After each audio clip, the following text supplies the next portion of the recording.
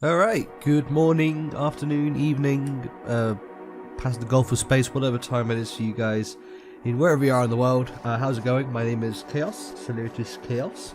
I've been dead for a month, as I usually do. So, yeah, welcome back. It's been a while, there's a lot of stuff to talk about, and this whole video it's kind of a two birds with one stone situation.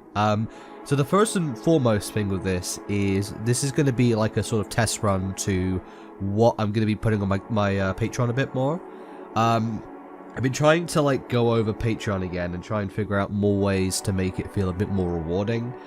Because, you know, for as much as I think it's, well, I mean, I say for as much as I think it's nice, for as much as the community and everyone around them is like, you know, I will credit people's names in there, which is rightfully deserved. I felt like I needed to give something additional. Like, I felt like it would be cool if there was some extra content that Patreon's got that actually meant they were, you know, they were getting access to something that other people don't have. So that's the foremost for this video of sort. It's actually an MP3 playing right now. I'm just recording this over to my microphone. As relaxed as possible on this fairly decent Thursday morning. Wednesday morning, what time is it? Yeah, it's Wednesday, I think. But yeah, I'm just relaxing, speaking into a microphone on this one. There'll probably be something in the background just to keep everybody entertained, just so it's not a black screen or something. But yeah, point is, this is going to be like a trial run of sort to the content I want to start putting on my Patreon channel. Sort of like little podcast episodes where I'm just here talking about things that have been happening with me recently, personal projects I've been working on, the channel, whatnot, and also some other topics that maybe get brought up in question by patrons of particular tiers, mainly the $2 and the $3 tiers. I'll go over all of the perks quickly, just as like a sort of refresher on what all these perks are for my Patreon. So there's obviously free tiers. There's been free tiers for a very, very long time: bronze, silver, and gold. So initially they were all sort of categories for names you'd get at the end of the videos. So bronze tier, you get a bronze tier name; silver tier, you get a silver tier name; gold tier, you get a gold tier name, and that was cool. But the additional content, the biggest one obviously is this, which is my hope-to-be weekly podcast episodes where I'm going to just talk about what was on my mind, since I obviously love to run my mouth a lot. Figured I can do it constructively. So, no matter which tier you are, even for as little as $1 a month, you get access to this whole platform. You get access to listening to these podcasts. Where again I just talk about general topics, personal projects, YouTube, Twitch, and then most importantly, questions asked by the community. Now, these questions in particular will be given out to silver tier and gold tier patrons. Silver tiers have the exact same perks as bronze, except they can leave the questions to be discussed on the episode. And as for gold tier patrons, they have again all the same perks as silver. With the added bonus that I will verbally shout them out at the end of these episodes. So don't worry, all the gold tiers I have will be getting a personal shout out at the end of this video. So I don't know, I don't think it's like the biggest upgrade, but it's something for now. Maybe I'll figure out something else to give gold tier patrons as a little reward for what they do with their generous amount of money. But yeah, for now that's what we've got. So, yeah, that's like the first bit of it, just a refresher about what my Patreon is all like and such. Hopefully as a means of giving people more incentive to do so. Again, I'm not in a financial, like, ruckus or anything right now. But, my job has been pretty shit recently, to put it bluntly. So, I think any additional money I can make on the side for whatever the hell I do, would obviously be amazing. So that's why I figured it was worth it, trying to like boost us up a little bit, give it some more relevance and such, and also a little bit more fun for me. I just made my toothbrush charger fall off because it got caught in the wire. Yeah, this is the fun stuff of unedited sections like this. All the stupid stuff happens and you get to hear it. But yeah, like, I just wanted to try and find more ways to make Patreon worth it and such, because, you know, for as much as it is there just purely for people who feel generous, and no matter what, it's still only there for that. Like, it's not a obligation by anyone to to support my Patreon if they don't want to. Again, it's completely optional. It's very much appreciated for anyone who does, and I want to make sure there's like a decent enough reward for people who go that extra mile, you know? Because it's only worth it. If you're going to really throw money at a guy who just speaks into a microphone and makes funny noises most of the time, you kind of equally deserve something in return. So, as per usual, the podcast information and all my Patreon stuff will be in the description below. The Patreon list will still be at the end of this podcast episode of sorts, so don't worry about that. That perk is still going to be there for all the patrons. So, yeah. That's mainly it regarding the Patreon side of things. Just thought I'd update you all regarding it, because again, it's kind of like half the purpose for this episode. I wanted to do a try run of sort, just to let people kind of get an idea of what these episodes would entail, just so you know, they know what kind of content they're getting themselves into, what kind of content they're signing themselves up for. So that's like the main reason for it. But also it works well because, obviously I've not uploaded in about a month, and I think it would be cool to have some form of, like, update video, just kind of talking about stuff, and, what I've been doing in the background, what's been happening, and when it can be expected to go back to normal. Because I'm sure, weird as it is, I think there's some people who actually like my content. It's so weird. I never understand this, but apparently there are. Also, sorry, you keep my hair ripping sound. I've got a very runny nose today. I think it might be my hay fever kicking in, finally. So, do apologise if I had blood on my nose, or, if I just sound snotty overall. Excuse me for a second, by the way. Oh. Happy first podcast episode. Typical stuff. But yeah, part of it's for the Patreon. Secondly, it's just because of updating, because I obviously haven't uploaded a video in about a month or so. Very good reason for it. But also, it's just a matter of me trying to get back into the swing of things, because a lot has changed. A lot has changed in that month or so. So we're going to just jump right into it and start talking about stuff. So the last episode we had was the Around the Clock and Bikini Bottom levels ranked video. Which was a really cool video. Again, that was a video that I've wanted to have done ever since I initially finished the series. But at the time, I just like never had the motivation to go through the whole video and edit it, because I mean, Christ, that's a lot of editing. And I don't think I had the job I have now. Oh, no, sorry. I don't think I had. I didn't have. I know these things. I know what I did and didn't have the job I'm currently working. But, like, I still didn't have the motivation to just edit through it, because it was, like, 2.5 hours of footage of me just tripping on my words, stumbling, mumbling, bumbling, and all this random stuff. The combination of doing it with footage that was being shown and such, it was a lot. And I figured that with the 1 year anniversary coming up, it would be good to try and actually kind of finally make due on that promise and actually get that video done. Which helped out excessively, because at the time, I had the incredible help of Jayskibean, who was editing my videos, for everyone I'm sure who knows. And he's been editing my videos for, I think, like, the last 6 months or something. Let me just check this. Yeah, I'm checking this live, because I haven't actually done the research ahead of time, because that is for smart people. I am sometimes one of those, but in this situation, I am not, because I've just woken up about an hour ago, wanted to get this video done, so we're doing it now. Let's just see. When was the last J video edited? The first one he did was a what the hell is it? Hang on a minute. I've lost it now.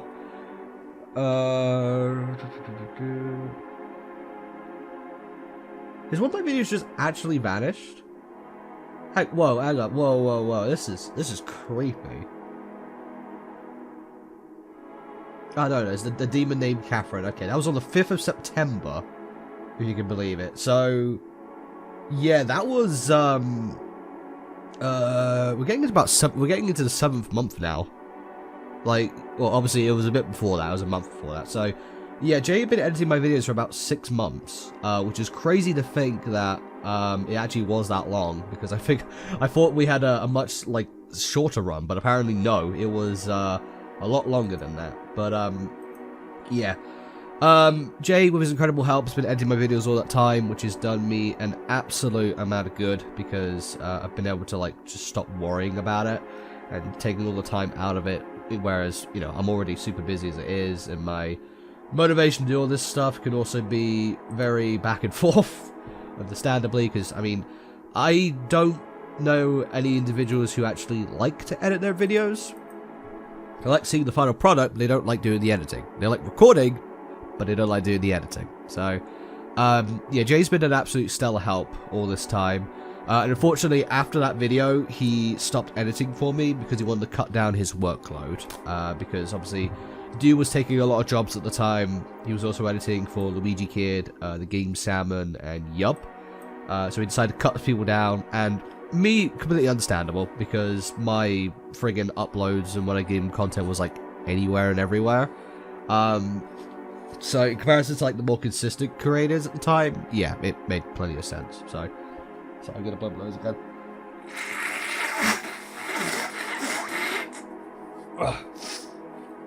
$1 a month, you get to subscribe and hear me snort a lot into the microphone.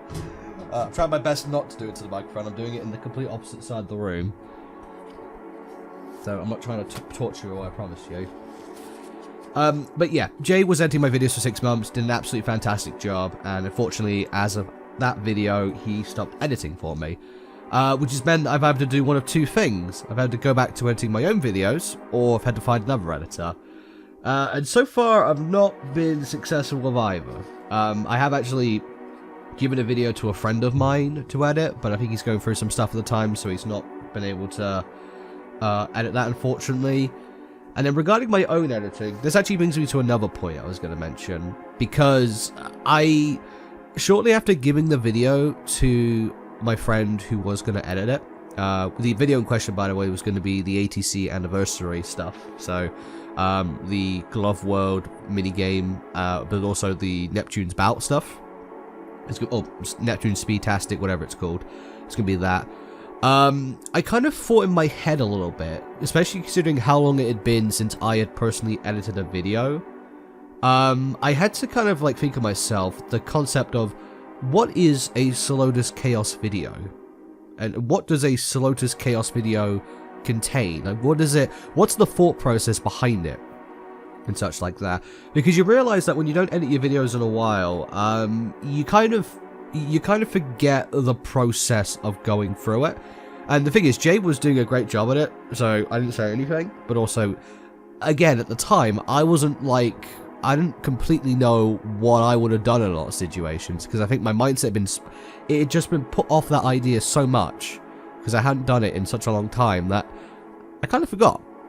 So, basically, I've had the idea that at least before I hire another editor again to edit videos for me, I want to go back and edit a few myself, because I want to remind myself what it is to edit one of my videos, and like the process and the incredible editing technique and such that I would have on my incredibly terrible editing software that crashes like 4 or 5 times, which I spent a lot of money for. So yeah, you know, good stuff. Big reminder why I didn't want to edit my videos. But no, I think it bears a good reason to do that. Just to remind myself what the editing process is like, how it is I like to structure the videos, and what kind of edits and content I like to put in those, just so I can then convey that information across to any editors who do offer their services and such in the future. Which, by the way, Jay has actually offered to edit for me again recently, because unfortunately the guy is in a bit of a tight spot, it sounds like, with money and such. I've, at the time, declined it because, again, I'm doing this. But for anyone who is interested, links in the description below to Jay's channel, and also hopefully the tweet as well, where he asked about like content creators and such needing editors. Go and check that. Jay's a good guy. He edits incredibly well. Is completely open to any form of adjustments needed made, and is really good at capturing the style of it. Again, for as much as I completely like didn't understand my style after so long, like at the beginning the videos were really good, and god, even all of them were just decent. I think I just kind of forgot what a Salotus Chaos video was after a while, But what he was doing was incredible, so I didn't have any contestment to it. It was still an incredibly fun video, edited really well, had a lot of funny moments in it. And what else could you ask for? So, if you're looking for a really good editor, check in the description below. I'll put Jay's channel and the tweet he made as well regarding looking for editors, which I'm pretty sure there is one that exists. If you have the money and you are the type of individual who needs an editor, do so. Jay's really good, and he's a great man in general, so absolutely would recommend. 10 out of 10, IGN, Rotten Tomatoes, all the good stuff. But yeah, that's mainly the idea with YouTube. I'm getting back into the swing of things. I just need the time to edit a video, which is currently difficult because work has been like excessively difficult as of recently. We've had a lot of people leaving for understandable reasons. I won't completely go into those, but a lot of people have just kind of felt like the business we're a part of just is no longer what we signed up for, and I kind of agree myself. In fact, I've been looking for new work as well. A lot of it because there's fear of everybody else leaving. And so far, I felt the heat of this because our workload's gotten much bigger since people have left. Which, you know, considering the fact that there's people gone and the workload increases, you kind of notice a little bit of a theme there. So, yeah, basically, it's not just for the cases that I don't think the job's enjoyable anymore. The job is fine, right? I could probably still do it without any issue if there were staff to compensate for it. But the way the business is structured and such, they basically have like different types of calls that can be taken and such, and only some individuals who can take those calls. And recently there's been a lot of issue regarding it because they've been trying to bring on new people, understandably, because the old people have left. But there's also no pay difference in it, which to them they're annoyed about, and to me I completely understand, because if you're going to make it so certain individuals are doing things that others aren't doing, and as such are increasing their priority and making it so they're a much more necessary member of staff because only they can do this thing, you feel like it's only fair to compensate for it. And so, as a result, a lot of them haven't been motivated to do it. In fact, from what I've heard of the rumors, apparently those individuals are planning on leaving. So, me making the move to another job is more of the case of like answering it to them, as opposed to like how I actually enjoy the job right now. Which, granted, I don't particularly enjoy it right now, but again, it's because of this whole issue. So, the only reason I'm not enjoying it is because everyone's leaving, but because everyone's leaving, I kind of need to make the decision to do that as well. And I've been looking around a little bit, definitely going to be looking a little bit more for some other jobs and such.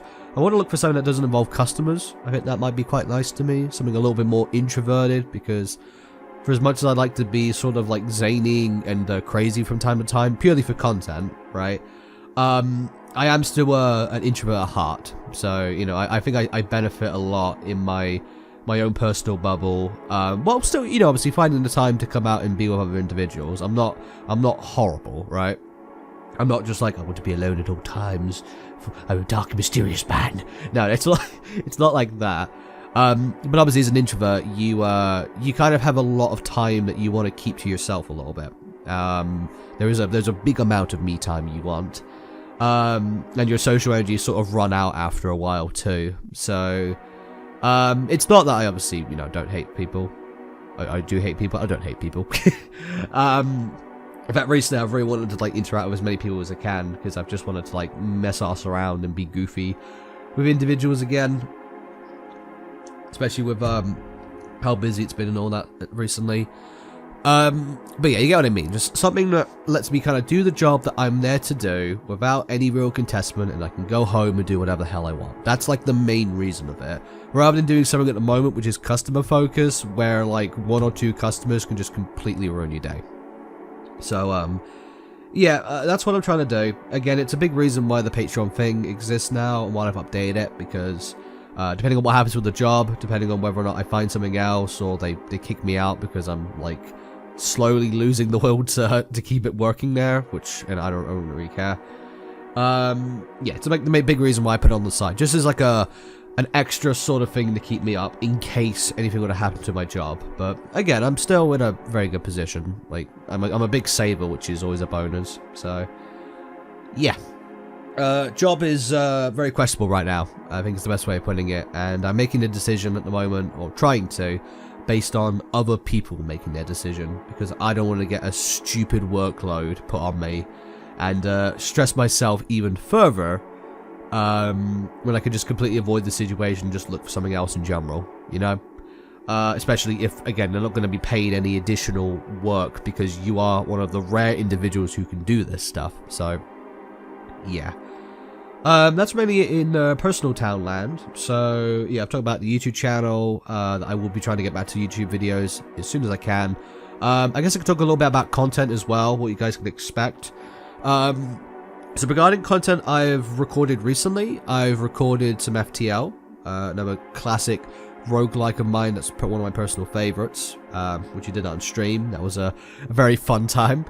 We also played some Enter the Gungeon, which is a game I bought recently, after, I think it was about a year or so since I last played it, and it was over at a friend's house, and oh my god, that game is amazing! Oh, and like, Enter the Gungeon is just so friggin' incredible. It's basically, in my eyes, it's what I wanted Binding of Isaac to be. Now, I still like Binding of Isaac, don't get me wrong. I still think Binding of Isaac is a very good game, but one thing I don't like about it is it just feels like there's those characters that everybody goes to, aka Zazel, and like, whenever I like watch somebody play the game, I just never see anything else, and it kind of sucks a little bit, because it just seems like Azazel makes the whole thing so much easier. Whereas a lot of other roguelites, the ones I particularly like, are ones where there's really good reason to play as multiple characters, and there's like different play styles and such, but you're still getting the same sort of experience. Like, you're still getting a balance in experience regarding, I say experience, like difficulty, depending on which character you play, which FTL is another really good example.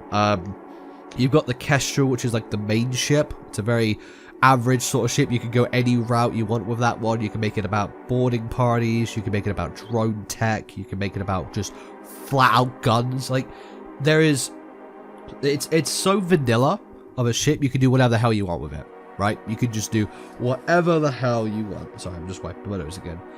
Tell you what, I'm gonna blow my nose again. Ah!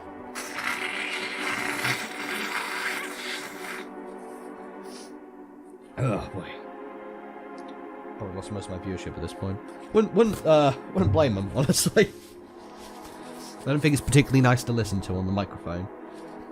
But yeah, like, FTL is one of those games that you have the Kestrel, which is like your sort of vanilla experience, it's the starting ship.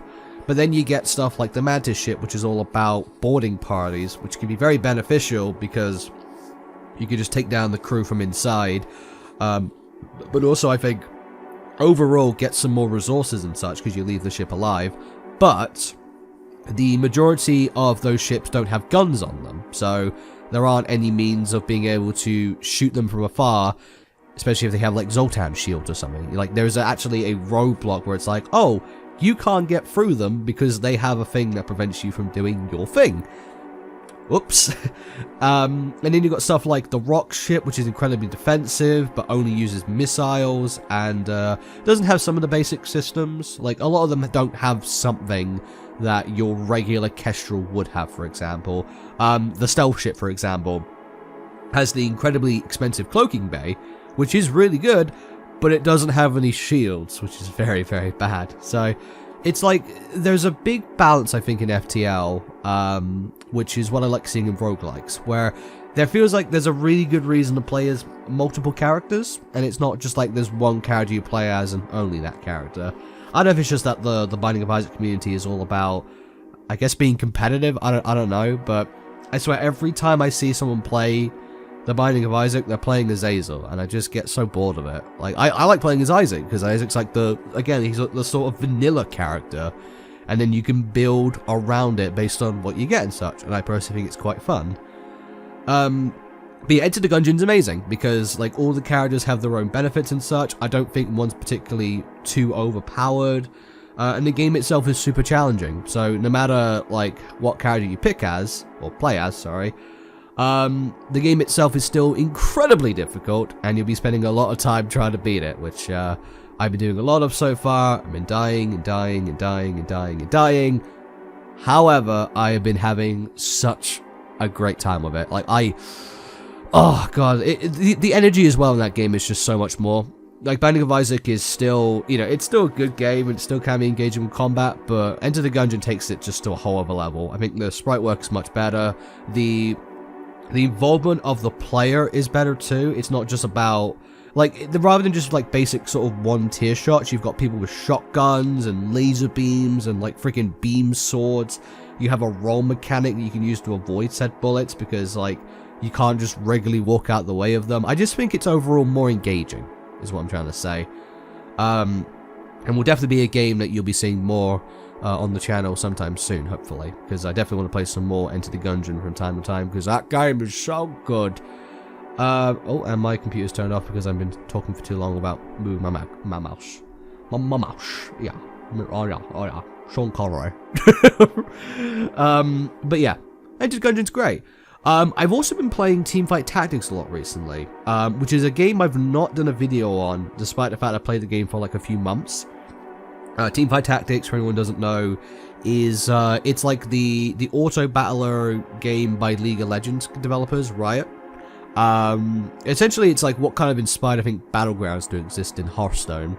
I think it was like a very big inspiration, while also not a complete clone, of course. And yeah, I've really been enjoying Teamfight Tactics. Again, it's one of those games that I think to an audience that don't particularly know about it much is probably going to be quite alienating. And I don't blame you, because there's a lot of stuff that goes on in Teamfight Tactics you just kind of look at, you're like, yeah. What the hell's going on here?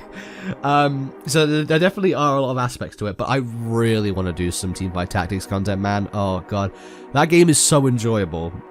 There's a lot of really fun stuff to be had with it. There's a lot of variety. And yeah, it's like it's a go-to game where I just don't feel in the mood to play Battlegrounds, for example. And it does feel a lot more engaging. Again, the engagement talk today. I like games because they engage the player. There's so much to do that involves them more. Battlegrounds is just like, I'll put cards down, maybe switch them around left to right, depending on attack order, done. But this game is all about, you get units, you put items on units to buff them, and then you put units onto the battlefield somewhere on like 20 different hex positions. You've got to move them somewhere, and then you go with it. And it's like, I think it's really, really cool. And regardless of if it does well or not, I kind of want to just do some videos on it and see if people like it, because yeah, it's a game that to an outsider is going to be very, very spooky. I actually learned how to play Teamfight Tactics by trial and error, because I don't actually know if a tutorial exists, as far as I'm aware. So I literally just learned it from playing the game, failing miserably, and moving on. But it's maybe the man I am today, so I can't argue with it. But no, I really do hope to do some content on that at some point, because that game is super, super fun. So yeah, I think besides that, the last thing I need to talk about is the ever so infamous Boofy's Bunker, which I do plan on actually doing now. Like, no joke, I actually plan on getting Boofy's Bunker done now, because I do think I'm in need of having like a let's play on my channel that maybe doesn't require as much editing. The big thing is I don't want to give my editing software too much stuff to have to edit, because that's ultimately my words. It's ultimately what makes it crash so much. Camtasia just is really bad at handling, like, long footage. It's the reason why when I did my top 5 FNAF fan games video, I had to, like, render in parts. I had to, like, render 6 parts of it, all in their own separate videos, and then render them all together again in a final part before I got the complete video. It was a complete pain in the ass. And made it so that video just took forever and took so much of my sanity away. I even had to like redo entire parts of the videos because they just wouldn't save when they crashed. So yeah, I think if there's anything that scarred me from editing, it was probably that, honestly. And if there's anything that gave me like no reason to want to edit and upload the original video on my ATC levels ranked, probably that video as well. So yeah, hopefully I give people the idea why I didn't want to do that. But yeah, like the Boofy's Bunker series, I obviously have been saying that I wanted to play, and everyone's been asking for it, especially since I did a community challenge on Twitch, which did reach its goal, and that was made about like a few months after Around the Clock came out. So that means we are almost a year past that, and I've still not done anything besides one episode, which was like a taster episode to kind of like work out the structure of how we're going to approach the Boofy's Bunker game in its entirety. Because again, I don't want to like ace the whole thing. I only want to like try and get like the main 100% completion of it, which I think just mainly involves playing through like the chaos mode and maybe the impossible mode. I don't know. But I want to like at least aim for the most vanilla experience of it. I don't want to push myself to an absolute insane degree with it, you know? Because obviously, you know, I'm not the kind of guy to really try and push, like for example, speaking in the FNAF mindset, I'm not a guy who likes playing custom nights unless there's a good reason to do so, like new characters or new gameplay mechanics, because I don't like the idea of just playing through the same game again, except it's on a like hair-rippingly high difficulty, where all I'm gonna do is want to rip my own hair out. And I don't care where the hair is from. It could be down there, it could be up there. I want to rip something out, okay? I will take anything. And yeah, like, it's a very good reason why I just don't like doing custom nights in general. Unless they're either built entirely around it, like the case of an Ultimate Custom Night game, which is all about custom night challenges and such. Or you've got games like Fun Times at Homer's and Five Nights at Chuck E. Cheese's Rebooted, which are all about, they actually add new characters to the custom night. So there's incentive to go through and play the custom nights to unlock said characters, because then you get a different experience via those new characters being in play. And it's why I will say, and say again, that if you are a FNAF fan game developer out there, and you want to earn my love and attention for your game, put new custom night characters in your custom night, right? Give a good incentive to want to play it that isn't just, hey, play this to spend it like for 4 hours, absolutely hate yourself by the end of it, and get like a 5-second cutscene. Or sometimes nothing. Like, actually give some really cool gameplay incentive to doing so. I actually had this talk with the Fun Times at Homer's developer a lot about this. Mainly because, like, I talked to him. He actually talked to me about it because, obviously in the top 5 FNAF fan games video and in general, I talked so much about how much I love that concept. And so he actually came to me when he was making the changes for the revamped version of Fun Times at Homer's to try and work out, like, oh, if I did this, would you not enjoy it as much? Because mainly he wanted to take out the custom night characters of sort, because people were considering them canon and such, and basically put in something that mimicked the idea of those characters that wasn't them being actual characters, which is why we went from, like, Balloon Nelson, Security Apu, voiced by yours truly, Fanasty Edge, or, like, all those characters. It went from that to the mask showing up just to distract you, the fan taking out some extra power, Golden Homer, which was actually a threat, that one I liked, and stuff like balloons and everything, just to kind of distract you a little bit, which was still cool. It was still cool to go through and experience those. But obviously it wasn't the same. I will be completely honest, it wasn't the same, but I still had the same incentive to go through and play them still, because they were new gameplay elements. There were new things to consider when playing the base game, which I really enjoyed. And obviously so much to the point that by the time I got to the end of the custom night and I only had the all-max mode to beat, I was like, yeah, screw it, I'll just try and beat the all-max mode. And I did, and there's a video on it, which you should go and watch if you feel like it. So, yeah.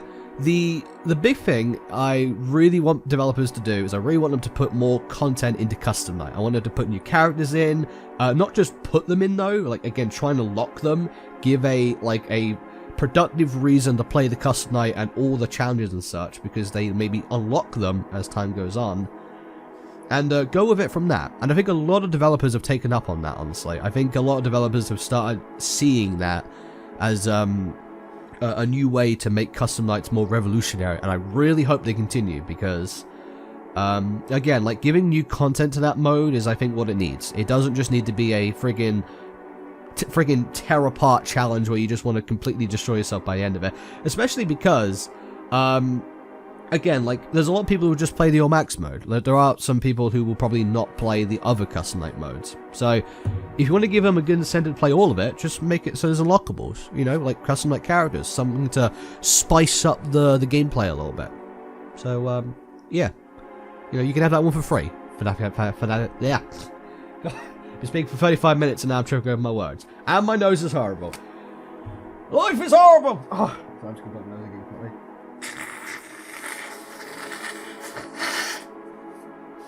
I'm trying to do this as quietly as possible because I really just, I don't want to, like, have it pick up too much on the microphone.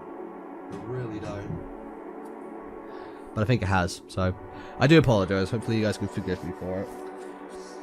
But yeah, basically the point is, I want people to do that. You know, if you're a FNAF Arcade developer, put more characters in your custom nights and make it so we unlock them. Good incentive to play the game and get some more gameplay in it. It's a good idea. I recommend it. Also, speaking of FNAF, I will be playing more FNAF. Just to make sure everyone's happy about that. I will be playing more FNAF.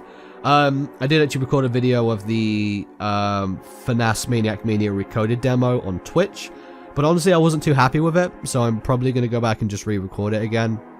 Just try and go through all the nights again, or like the character-specific nights, like the FNAF 1, FNAF 2, FNAF 3.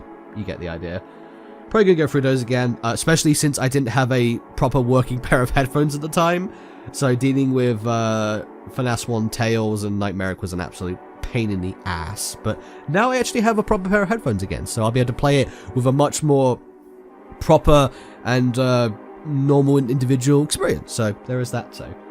Also, what else do I want to play? I also want to play Five Nights at Homer's, Fun Times at Homer's too. I've already played the first one. I feel like I've got to play the second one as well. Just go through a playthrough of that.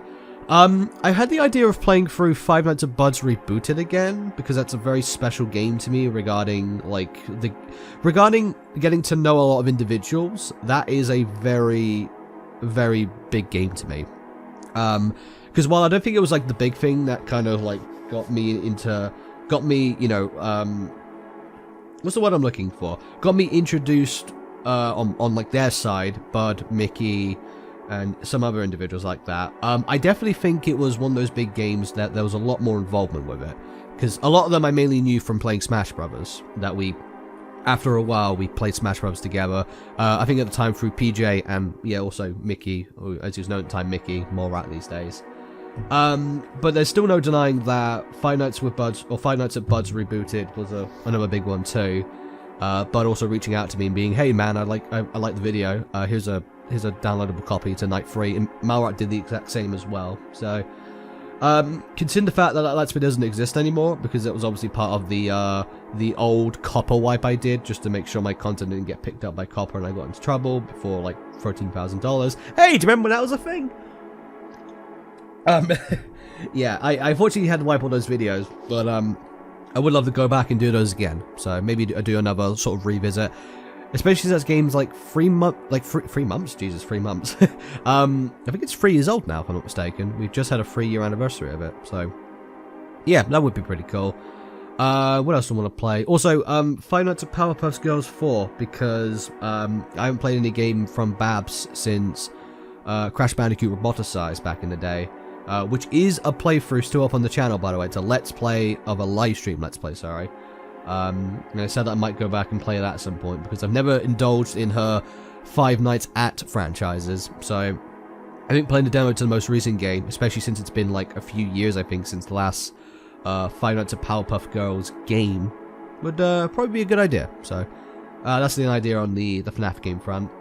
And then yeah, regarding streaming, whenever I feel like it, it's still going to just kind of be whatever and whenever.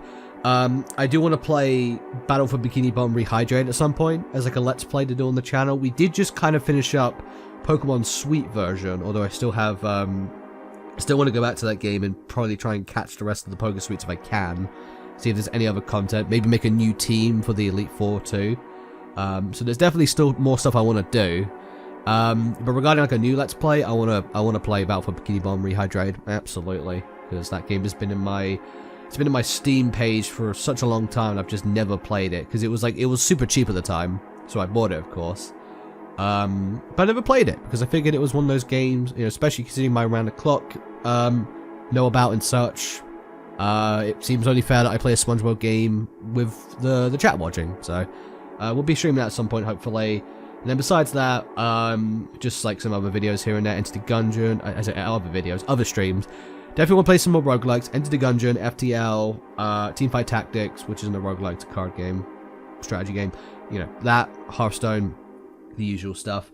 Regarding around the clock speedrunning, because I should probably mention about that too, I'm probably going to be doing that in my own time at this point, because I've been doing nothing but getting annoyed about it recently. For good reason, because Jay's made an absolutely incredible record, but I'm still flabbergasted how incredible it is, especially when I think I broke the record with the time I made, and then find out that it's like actually about 48 seconds behind what the world record is.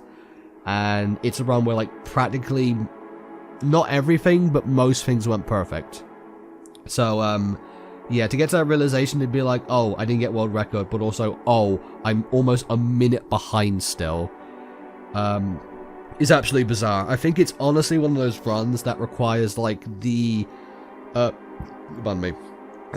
perfect amount of luck. So, I think for the sake of everyone, mostly myself, I'm going to be, like, leaving that to just my own personal times, rather than, doing streams of those, but we'll see how it goes. I don't know. It's just one of those things that, like, I don't really have much other incentive to do besides try and beat the time trial, in my opinion, like, beat the world record. So, there will be so many reasons why I'll just, like, reset a run. So, regarding, like, actual engagement on chat, I just don't think you'd really get that, unfortunately. So, that's the main reason of it. I haven't done it in a while, actually, but I will be trying to jump back in and do it again soon. But, yeah, I think that's really it regarding, like, YouTube and Twitch stuff. So I guess I'll just talk about some stuff in the background. Mainly the SCCW series, which I'm sure a lot of people want to know about. I've been on a little bit of a break with that recently. After I got the initial 15 characters done on the roster, 5 teams worth. I say 15. I've got 5 teams done, but I do actually have some additional characters that aren't in their complete teams yet made. So I am actually a little bit further ahead than that. And I have been messing around a little bit too. I've made a few characters for fun. For anyone who may have seen my my tweet that kind of blew up a little bit with the Andy's Apple Farm community. I made a Andy and Peter custom superstar, and I made some funny little like pictures of them and tweets, and community really liked that. So that was cool. And like I made out a few, like some other individuals. I kind of got bored at one point. It was like, hey, what if I try making this person in the game? Maybe as an idea for future DLC teams. Who knows? Without the DLC part. But yeah, besides that, I haven't worked on too much as of recently. I have, obviously the most recent character we've announced was an individual called Regulus Leo Haydn, who is going to be like the fictional sponsor of the series, and a character you'll be seeing a little bit more of when we actually get into the swing of things.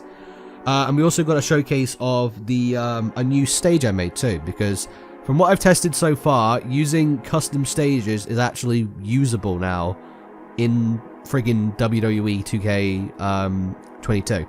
Because initially, when I tried using a custom stage in the old series, it actually lagged the game excessively. It did not run well. So clearly, it's something that they kind of went under a little bit and didn't bother looking at. But thankfully, this time around, the custom stages so far, from what I've seen, they run so much better. So hopefully we can use that stage in the actual Twitch series, and hopefully I can make some new ones as well. I want to kind of make some new other stages, sorry.